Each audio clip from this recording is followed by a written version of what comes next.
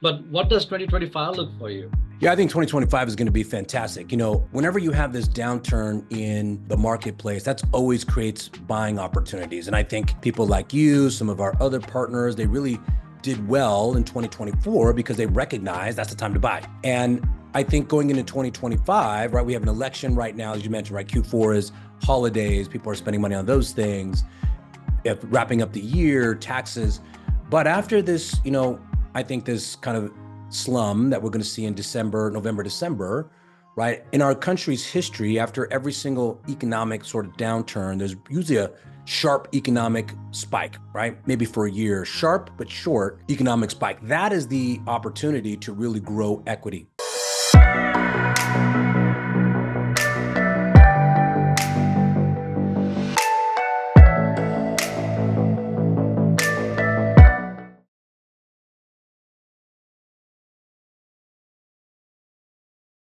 Hello, everybody. This is Sanjay Hegde from REI Secrets Spilled, Fast Track to Riches. Today with me, I have my guest, Yohannes Cramlet. Did I say your name right? That's Last right, Cramlet. Okay, there you go. So Yohannes Cramlet is the CEO slash founder of Cramlet Capital and also GoRays.ai. Cramlet Capital is a private real estate firm, and GoRays.ai is an innovative SaaS providing an all-in-one automated investor marketing platform and CRM. So far, I think Johannes has got 8 properties across 5 states and has paid about 7.5 million in distributions to investment partners. So Johannes, welcome to REI Secrets Spilled, Fast Track to Riches. We're looking forward to pick your brains and get those wisdom from you as how you have grown and all of that. So welcome. Oh, thank you so much, Sanjay. So excited to be here. Big fan of you. And we were talking a little bit earlier offline, and I was with my team, and we were just remembering when we first started getting into the industry, seeing all your great videos. And you had all these really wonderful educational videos on your website and on YouTube, and just such great value that you bring to our ecosystem. And so glad that we connected and finally have a chance to do something like this. It's long overdue, I think. No, great. No, I appreciate you coming in, and you are a wealth of knowledge. And I hope the viewers are going to take full advantage of going through the entire video because today is going to be very exciting. You are a very giving person, Johannes. You like to share your ideas, so that not a lot of people are very free with that. So I appreciate that. So how was Of course. 2024 for you, Johannes? It was actually pretty good. And, obviously there was capital markets have been much, tightened and lending requirements. So things definitely slowed down. The first half of 2024 was very slow, right? We saw 25% reduction in transactions. And obviously that impacted the market. But, I think that we were positioned pretty well going into 2023. We kind of made a shift, my lovely wife, Lisa, and I, really focusing on investor relations and bringing value to our investors and bringing value to the ecosystem, and spent the late part of 2023 building trust, developing relationships. So we came into 2024, right, with a good pipeline of what I call deal-ready investors, people who trusted us and believed in us and, got to know us.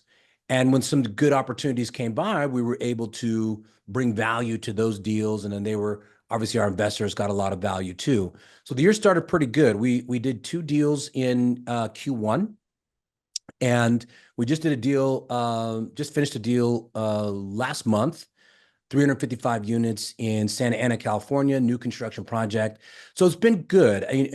We would have liked to have done more, but I think, got to be super grateful for what we've been able to accomplish, and super grateful for the people that we've met and the value that we bring and the value that's been given to us. So, it's pretty good. And I think we're positioning ourselves for an even greater 2025. Lovely. Yeah. So I know that come October, and November, December, kind of slows down a little bit. Yeah.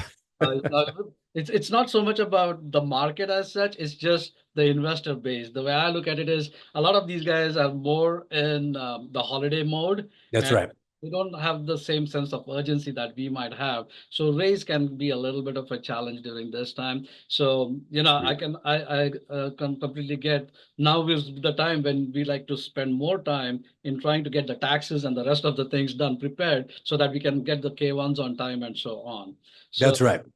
so that is part of 2024. It was great. So I know it's the same thing with most of the brokers that I met as well this year. So compared like 2023, 2024 has been very slow for them.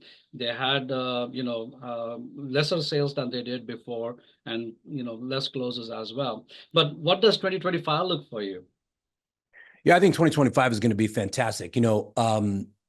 Whenever you have this downturn in the marketplace, that's always creates buying opportunities. And I think people like you, some of our other partners, they really did well in 2024 because they recognized that's the time to buy. And I think going into 2025, right, we have an election right now, as you mentioned, right? Q4 is holidays. People are spending money on those things, wrapping up the year, taxes.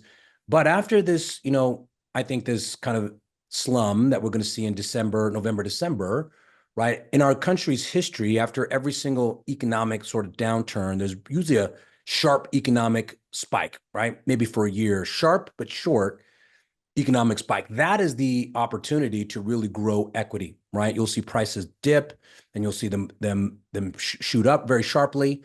So that's what we're positioning ourselves for. Is we think 2025 is going to be a great opportunity to build and grow our equity, even more than cash flow, right? I think cash flow will definitely be there like it always is, but it's going to be an equity growth play in 2025. So we're trying to prepare, right, by strengthening up and shoring our partnerships, developing new partnerships with great operators and people who align with us in our value system, right? Our value system around the investor experience.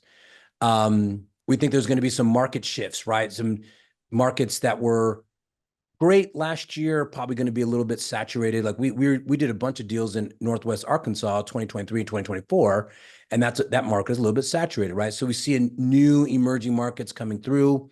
So we're really focusing on that. But I think 2025 is going to be a breakout year for multifamily, especially those who are focused, prepared, understand the cycles, right? And are shoring up their relationships. Yeah, so great that you gave that insight. So where do you go to check into this for the listeners who are just getting started, Johannes? They probably might want to know, where do you get these kind of data from? Like what kind of research do you do to narrow this down? Yeah, great question. And there's so many different tools out there, but we're in a position where we were able to afford Yardi Matrix, and we really like Yardi Matrix for general data and being able to assess different markets. We get approached by brokers, we get approached by great operators like you, and we say we really quickly want to be able to do an understanding of the market. And so we've gotten those tools. But I think there's also a lot of great free tools out there that you can get. There's a lot of networking events and networking platforms. A lot of the brokers have very powerful newsletters. There's ecosystems within the syndication space, right, that are constantly giving data on different markets and what's happening. And you got to dig through that a little bit, right? You got to dig in and make sure it's not just marketing, right? But it's really a combination of sources, and it really breaks down to your ability to network, right? Especially if you're starting out. Like, networking is so critical, and finding people and resources, right? And tell me if you agree. This industry is about being resourceful. Absolutely. And you have to, when you hit roadblocks or these challenges come, you gotta be really resourceful. So you got to dig deeper and find information, right? And our business is all about data. And that's what's great about multifamily and storage too, but really multifamily is there's so much data, right? Marcus and Millichap, CBRE, there's so many bits of data that you can get. And if you're paying attention and you strategize accordingly, as an example, when we first started out, we would always say, hey, Sunday's our day to get all these publications, right? We had Biz Now, we have all these different things. And we just spend Sunday morning reading, right? And pulling together data. And then we ultimately started putting out a newsletter. But I think you have to do that. I think you have to network hard. You got to get as many resources as you possibly can so that you have personal references like, you and I, right? We talk about deals like, oh, okay, I didn't know that. Oh, interesting. then I have these data points, right, from publications and things. So I think it really is that, Sanjay. It's getting out there, connecting. And what's interesting about that is that if you're in the professional world at all, like if you are a doctor or a lawyer or in construction, it's the same process, right? You're always out there trying to understand, hey, what's happening? LinkedIn is also a great source of knowledge, right? So it's really just taking those same practices that you do in your regular job, but applying it now to this and taking it seriously as if it were a regular job, right? Yeah. And Yeah. that's what we do for data. Awesome. So now you put in a lot of great things out there about networking. You talked about, looking into all these publications. And obviously, when you say talk networking, you do it online, you do it in person. Obviously, that's there. You also do all of these. But all of these come with, it's time. And it's Yep, very time consuming, right? And this is where I think technology plays, a big role, that's right? right. Because to me, it is like you only have 24 hours in a day and you got, so much to do.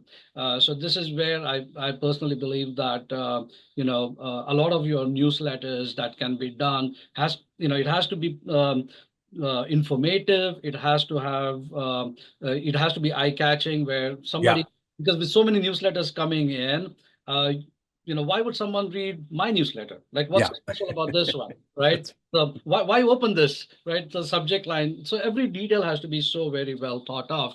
And I think with AI coming into picture, it's really helping a lot of these things to do the copywriting side of things, the content yeah. creations, and so on. So now I know you have something which is called GoRays.ai. So tell us a little bit about that and how does that help you and fellow people who would be interested in working with you on that side of things. Yeah, thanks so much for asking that. We when we started in the space, just like everybody else, we were networking aggressively, lots of shiny objects in different directions. And, I think a lot of people go to a great mastermind and they get a lot of data but nothing's really too specific, right? And capital raising, investor relations, networking tools, they talk about it generally, right? But it's not a specific discipline that people really drill down into. There's a lot of chitter chatter about it. And when we first started, we spent a lot of time, energy, and money trying to figure out, hey, we need something to manage all this information. And we went out there and we were spending money in these different tools. At one point, we were spending like $1,800 a month on email, funnels, websites, marketing campaigns, blah, blah, blah, blah, blah. And always spending our time. Not only do we have to get those tools, and we had someone to build it out for us, and then we had to actually execute, right? So there was a lot of additional costs that came with that. And ultimately, the biggest cost was our time. And I have this strategy that I believe in about knowing the value of your time. And just knowing what you think your time is worth and being able to audit your calendar and saying, hey, that's not worth my time, right? So I consider myself a $500 an hour person. When I worked a job, right, was making X and I figured, okay, what does that break down to per hour? About $500. So everything on my calendar, if it's not of that caliber, I either need to outsource or put some sort of system or automation around it. And basically everything that had to do with investor relations was that, right? Building funnels, email campaigns, all this stuff. I didn't have the time to do that. That's when we came up with the idea for GoRays.ai, right? We spent all this time and money building these automations and putting these systems in place. And it took us a good 6 months to really get to a place where we said, hey, okay, now I can, not spend so much time on it. And I wanted to provide others who were getting started, right? Aspiring capital raisers, aspiring investor relations, an ability to take advantage of all of that time and experience and leverage the systems that we had developed so they can immediately start having an impact in the marketplace. So GoRays.ai has two components to it. One is the actual platform, right? And it's a bunch of different things. And there's email campaigns and funnels and booking pages and replaces Calendarly and does all these things, right? And integrates it all into one piece. But there's a second side to that, which is, hey, how do you execute those tools and how do you do that quickly? So we also added what I like to call consulting or a mentorship portion of that, where we just help people say, okay, great. Now, you have this great tool for webinars, you have this great tool for emails, and it's all built out for you, which we do. And it takes a very little bit of time to do that for us. Now, hey, how do you execute, right? How do you put that out in the marketplace? What platforms do you use? Where do you put these funnels? How to use AI to come up with the exact wording that you want and create interest, right? And so our program consists of that. Today, it's a 120-day program, and you can do either or. If you just want the software, we can give you the software, right? But if you really want to buy back your time and get from 0 to 100 faster, right, and have greater impact, we have a program called the Capital Raising Quick Start Program, and it's exactly that. We build out your system for you using the exact strategies that we have, all your branding, takes us 5 days. Then we put you on a blueprint, right? That is the exact blueprint that I've used. You know, I've raised a lot of money in my time, both on the retail side. I also work for a lot of building developers, and we were doing deals with institutional partners like the Teachers Fund and equity funds and things of that nature. And I also work for Governor Schwarzenegger, raising capital for his gubernatorial campaign. It's the exact strategies that these guys use, right? Build trust, build credibility, have a pipeline of investors who believe, like, and trust you, right? Because they believe they're investing in you. And then how to present a deal once you've built that trust and credibility. And so that's been very successful. And today we have a little bit over 60 students. I like to call them partners because that's really what they are. They're partners. And ultimately, we're all going out and doing deals together. But we have about 60 people, partners. We've raised just under $100 million in the last 48 months. And we placed those into deals. And we really want to make it affordable and accessible because at the end of the day, you were talking about, right? It's about bringing value and helping people so that we can all come up together, right? And that's what the program is about, right? Helping you have a greater impact faster, right? So you can bring value to yourself, your family, your partners, and the ecosystem. Lovely. Now that's a lot of great information that you put in there. So you talked about partnerships, Yep. you know, and in today's world, probably you and I have seen this quite often, that partnerships between these companies don't last for very long. That's right. You know, they'll always say, "Oh, we partnered on this one," and they're like, "Is it like a real partnership or is it really deal to deal kind of a partnership?" Yeah, yeah, exactly. So, what do you think are the good qualities that a person should be looking for when he or she is trying to start off a company or wants to partner with someone and is actually looking for a long-term partnership? Yeah, great question. And I think everyone struggles with when they first start. I think the first step in that is understanding what value you bring, right? What are you good at? What do you like doing? I was an analyst for Marcus and Millichap for 3 years, and then I worked for developers analyzing things. I hate underwriting. I just hate it. I did it for so many years. I have no desire to do that. I want to be out talking with people, right? And understanding that, right, positioned me to do where I'm at now. And so I think it's really important for you to say, hey, what is it that I want to do? And then find people who don't do that, right, and can complete your pie. Whether you're, all in investor relations, or whether you're all in acquisitions, or you're trying to create the full, development, team, right? You have to kind of know where you fit so that you can know the pieces that you need and then move forward from there. Now, that's just the basic stuff. I think there's definitely an alignment, needs to be an alignment on the investor experience. And when I say that, what I mean by that is, how are we going to treat the investors? What does that mean to the investors when they invest in a deal together? Transparency, consistency, frequency of distributions, ability to access, principals, things like that, things that investors care about. Because none of this is possible, right, without investors. It's just you can go get a bet. I see still to this day, I see great deals out there, not yours, because yours are great deals and you sell them out quickly. Great deals out there that close, but they haven't finished all the capital, right? They're still looking for more money. Right. And it's just because they don't have that ability to, the skill set to close deals. And I say that to say, we all need to pick our role. We all need to be specialists, right? You can't be a generalist. And so we all want to understand what the investor experience is going to be like, because they're the most critical piece. They're just the most critical piece. So mindset around that.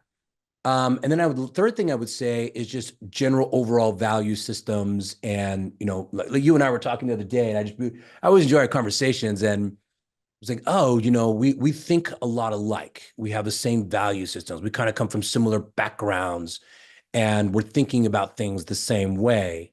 And it just takes time to really understand that with people. And so maybe you're just getting started and you're creating partnerships and you maybe done step one and step two. Sometimes you don't get to step three until you do a deal, right? And then you realize, oh, okay, well, we're not aligned, right? And it's not going to work out, and that's okay. But if you have the time, take those three steps. Make sure you know your role. Make sure you understand the investor experience, and then make sure you guys have similar value systems, generally speaking, right? What you believes in and thoughts and things like that. Because though, just like a marriage, right? And this is what it is. It's a marriage, right? Life is about relationships. So when you're in this relationship and you guys aren't aligned on vision and value systems, it's going to create problems. I hope that answers your question. And I think that aligns with how you look at things. Absolutely. So let's take a little bit of a glimpse into Johannes. So Okay. tell a little bit about Johannes as a person, background. I know you talked about with Marcus and Mulchap, you did have that, but everybody has a start and makes Yeah. them what they are. It's probably because of their childhood, because of their experiences, and so on. So let's know Johannes a little bit. Yeah. So thank you so much. I love to tell my story. Um, well, I'm from Ethiopia. I'm an immigrant from Ethiopia. I came here when I was 4 years old with my mother and my two sisters. We escaped what was once a monarchy and then became a communist country where people couldn't choose what profession they were in. You couldn't choose where you lived. You couldn't choose anything, right? That's what communism is. And so we quickly escaped. Fortunately, I say that because a lot of people did not. And my mother met my stepfather, who was in the military there, and we came to the United States and became citizens. Really just so lucky. I'm so blessed to have that. And I just think about it all the time. Like many people died in that situation, like 10 million people. So I feel very blessed. And so I've always had this outlook here in the United States of bountifulness and opportunity and just so much around me that I could take advantage of, right? And really, if I worked hard and put that work into it. So I grew up in Sacramento, went to Sacramento State, moved to Southern California when I was 22. Started my professional career with Marcus and Millichap in Long Beach and had a lot of great success there, but very quickly realized, hey, the money's on the principal side. These are the guys who are wealthy. So I started working for Brookfield's Properties, which is the largest REIT in the world, in the United States, excuse me. Was with them for 3 years. And I moved to Chicago and worked for another developer, Village Green, for 3 years, building new construction apartments. And we're doing a lot of office to apartment conversions. And I did that all the way through 2009, and then the recession hit, and I got into the telecommunications industry, which is very similar to apartments. We were building these telecom sites and then leasing it to the carriers. We had these amazing billion-dollar tenants. And I've been doing that from 2009 to basically 2019 till I retired. And Lisa and I started buying, single family homes in Phoenix and had a great success there. But it was a lot of work. And we sold, but we sold all those houses. We did really well in 2018, and we bought our first apartment in Costa Mesa, 16 units. We did that all by ourselves. All of our money was in it. And then we discovered syndications, and we're like, oh my gosh, I wish we knew this earlier. Do this with partners. And then from there, right, we went into a mentorship program. We were investing in our learning, and met some great people and started getting into syndications. And we did acquisitions for our first two deals. And then we did some investor related, which kind of bounced back a little bit, but now we've been fully focused on bringing capital to those deals. And we're really very happy doing that. No, awesome, Johannes. That's a really good thing to, how your childhood actually made you stronger, Yeah, the experiences that made you stronger. But at the same time, it's all about the mindset, right? Because 100%. many a times I've seen that a lot of students, when they get into this, obviously they come pumped up because they've Yeah. been whether whichever institute they go to or whether they came from. I don't want to name the mentorship programs that they come, Yeah. but they get pumped up, they come out, and they all come with the mindset that in 90 days I'm going to become a millionaire, right? Yes. Yes. and they do a lot of underwriting or underwriting and underwriting. They don't get into a deal, they get depressed and so on. And has it ever happened to you where you felt depressed about anything, and how you would have fought out of it? You got that out of that situation. Oh yeah, absolutely. I mean, being an entrepreneur, whether you're still working your regular job or doing it full time, like we are, it's stressful, and you're going to come into those places where you get depressed and you feel alone and frustrated. There's no guarantee. Everything's about the amount of effort that you put into it. But as I mentioned to you when I was younger, right, we really understood that this was a land of opportunity and abundance. And what I do sometimes when I get into these places where I start to feel depressed or sad, I learned this from Tony Robbins. Tony Robbins is my mentor. And, it's a thing called habit interrupt. And when my mind starts going into these negative thoughts, I very quickly, right, change my emotional state, change my physical state, and start changing my thought process like very quickly. And the key to that is just understanding, recognizing that you're having these negative thoughts, because what you think about expands, right? You start thinking negative things, it starts to grow. You start thinking positive things, and that also starts to grow. So I quickly learned, right, to recognize that I'm having these negative thoughts, very quickly change them, right? And it's always, for me, it's always been about abundance, going, you know what? I'm so fortunate. We are fortunate. I live in Newport Beach, California. I'm so blessed. Like, this is like the Italian coast of, the United States. It's beautiful here. It's great with beautiful weather and ocean. I have a lovely wife. My family's still alive, right? My mom's alive. There's so many things to be grateful for. I can walk. And so when you start having that perspective about gratitude and abundance, right, it very can quickly change your thought process. And that's what it's about. Changing your mental. So this is how I do it. As soon as I start thinking about it, I quickly stand up. I always put on music because that changes my emotional state. Music is great because, you can make you feel bad or happy or whatever. And then I start thinking, and I have a set of thoughts that I have pre-written that tells me, hey, you're thinking the wrong thing. You need to start thinking this, and that quickly gets me in the right direction. That's a lot for, I think, a lot of people, but just recognize that your mind is very, very powerful, right? And most of us, we use about 5% we have a subconscious mind and a conscious mind. The conscious mind is only about 5%. It's like taking in data, it's working through, but everything in your subconscious that you've been trained, your body's absorbed over these years is what's really driving you, how you look at things, why you look at things a certain way. For me, it was my, coming to the United States. Maybe you've been in an accident or someone's hurt you, whatever. And all those things manifest themselves daily. You don't even realize it. So understanding that you have to recognize these things is really, really critical to being happy and being successful. I hope I answered your question. Is that No, kind of no, what you were no, looking for? absolutely, absolutely, it Okay, did. good. And that's the thing. Like, it's our experiences that makes us stronger, and Yeah, lets us tackle things. A lot of people, I think, the couple of things that you mentioned, right? It's about having coming from a place of abundance is important. Coming from very. a place of gratitude is so important. A lot of us, don't even realize that every day when you wake up, it's a new beginning for you Yeah. and another opportunity to do something better, because a lot of Mhm. people don't even wake up. Yeah, Uh, exactly, Sanjay. It's right. you said that, hey, I'm able to walk, right? Yeah, I'm able to walk. I'm Exactly, able to right? walk, man. I got into a really bad motorcycle accident. I love motorcycles, and I got hit by a car riding my motorcycle, and I broke my femur, my tibia fibula, my ribs, and my jaw. And I was very lucky. I didn't get paralyzed. I didn't have any issues. But it took a long time to recover. It impacted me for a while. But there's not a day. Sometimes I wake up like, oh, right, I'm getting older too, feeling the arthritis. But you know what, man? Every day when I feel that, I'm like, oh, I am so blessed to be here. I'm so grateful that I didn't die then. And, I hear these stories about people all around, right, that are going through things. They lost their house.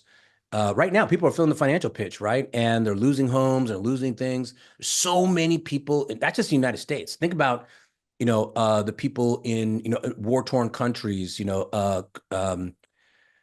Ukraine, or in, Israel, or where the Palestinians are. All those people are going through, that's some stuff. right? We've got it so good, and you just have to think that way. I don't like comparing to other people, but when it comes to that, I think it's very good to have perspective and recognize how blessed that we are every single day. There's this really great book that I read. I just want to recommend it to people. It's called The Art of Happiness. And it's a book by the Dalai Lama and this guy from University of Arizona. And what it talks about is mental resilience and being able to understand that the stronger, like the more things you go through, the stronger your mind becomes. But sometimes you have to train your brain, right? You just get stronger and stronger and stronger. So, and you go down this entrepreneurship road, ultimately, nothing gets easier. It just gets harder, but you become better, more resilient, more resourceful. You start to be able to handle things better. That's how you get to a place of success, right? And so I really believe that, like you said, abundance, recognizing that you're in this great position. Every time something negative happens, I celebrate. I'm like, oh, I'm doing something good. Oh, lost that deal. That means I'm doing something right. Right. Lost that investor. Okay, I'm doing the right thing. Right. That when you're about to succeed, everything seems to be crushing on you. That's the point. You just gotta push through. Right. So it's fascinating how our minds work. No, absolutely, absolutely. So if I were to, I know that you have so much going on, and as you mentioned, as you go towards success, the time gets crunched more and more. Uh, Yes. and it comes with a certain amount of stress and so on. But and obviously there is the element of time management and so on Yep. that comes with it, right? So what does a day in Johannes' life look like? Oh How, my gosh, I'm so glad you asked me this question, man. I'm so glad because I was just talking about this with Lisa this morning. So my day starts the night before, and to win the morning, I have to win the evening, and that usually starts with a data dump. Everything I had to get stuff out of my mind, right? Because I'm a very analytical person, and I'll start thinking about things all night. It's not a to-do list. It's not any of that stuff. It's just like, hey, get all this stuff out of my mind and put it on paper, just so I can not think about it. And then I just relax and I spend time with Lisa, and then we get to bed at a decent time. Early morning, I get up at 5 every day, and I think that's just really important because what you'll notice is when you get up early, there's not a lot of distractions, and so you can do a few more things or spend some quality time by yourself. So I like to go to the gym. We have an Equinox really close, and I just go to the gym and I ride the bike for a little bit, work out, come back home, usually back by 6. And then I do my to-do list for the day. And then I usually make breakfast for Lisa and I, and then I start work at 7:30. And I break my day up into 3 different things. One is, first of all, the first part of the morning is my acquisition business, right? Cramlet Capital. And I'm very focused on that and handle everything that needs to happen during that day. Then after lunch is usually typically everything with GoRays.ai. And then my evening, I have specific time blocked off for family, right? So it's between 6 o'clock and 9 o'clock is just family. No matter what, work doesn't go into that time. It's Lisa, it's my mom, it's her family, it's whatever we're doing. We go to dinner, whatever we need to do for our family and to nurture that. And then dive a little bit deeper. If my calendar has to be filled with these $500 an hour type tasks, right? I have this rule. It's called the 10-80-10. And usually things break out into these sort of, like if you have a project, right? The first 10% is the creative part, writing content, using AI, blah, blah, blah, thinking through how I can bring more value. That's the part I want to do all day long. The other part, the 80%, like, writing funnels or writing emails, I don't want to do any of that stuff, right? So that's what I outsource or put a system around, right? Does that make sense? And the last 10% is usually some implementation, and I don't want to do that either. So I then have a system around that or someone to help me, right? A partner, whatever it might be. So that's my day, man. I believe in getting up early. I believe in getting to bed early. I believe in, breaking, very time management is critical. I believe I only want to do the things that are making money, right? This is a great, like this, what we're doing right now. Perfect, right?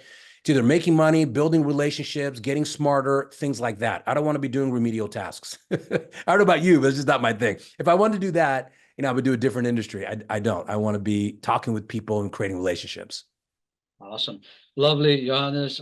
You are such a wealth of knowledge and such an interesting person. And You have so many good things to, we can carry on and on and on, but I do Totally. have to be respectful of your time as well. So with that, my only question to you would be is a couple of things. Number one, to those who want to, a couple of books on if somebody wants to know about, mental health and mindset, what would you recommend them? What would be the ones if somebody wants to learn more about your software, how do they get in touch with you? Is that, and so let's Yep. start with that part of it. So let's start with the books and then we'll about how can people get in touch with you? Yeah, great. Okay, awesome. So the first one, as I mentioned, right, The Art of Happiness. That book is 100% about mindset, thinking, controlling your thoughts, and just building that mental resilience. I think that is just a fantastic book. Another book that really changed my life is Pitch Anything. And it's a combination of both mindset and understanding human psychology and learning about framing, right, in a way that brings value to whoever you're talking to. And it sounds like it's a sales book, and it is, but really it's about, hey, how does the human mind work? How do people make decisions? And what do you need to understand about that, right, in your own mind to be able to position things in a way that brings value and helps people get to yes quicker? Third book I would say is this book by Tony Robbins. It's called 100% Anything, exactly the same sort of thing, all about mindset, right? How you think about things and your outlook in life. So those are my three books. If you want to get in touch with me, the best thing to do is go to GoRays.ai, and there's a book an appointment there. And it always goes to either Lisa and I. And we only work with a certain amount of people every single month because it is very hands-on and so on and so forth. But if you want to book a call and you want to learn more about it, that would be where to go. And there's little things that say, hey, learn more, book a call. You're going to get either Lisa and myself, and we're always happy to talk. It doesn't necessarily need to be that you want to be a client, but just need help or want to talk through things. We love doing those sort of things. Awesome. Now, thank you so very much, Johannes. I'll definitely have your contact as well as these information when we publish this. So yeah, those who are listening to this, if you are going through the YouTube side of things, please know that we are also on Spotify as well as Apple and the rest of the thing, on Instagram and so on. So you'll be able to reach out to Johan through any one of these links that we will be providing in all of our social media. So thank you, Johannes, for coming on REI Secrets Spilled, Fast Track to Riches, and sharing your wisdom with us. Hey, thank you so much for having me. Really enjoy it and always enjoy speaking with you and appreciate all the value that you bring to our ecosystem. Thank you. Talk soon.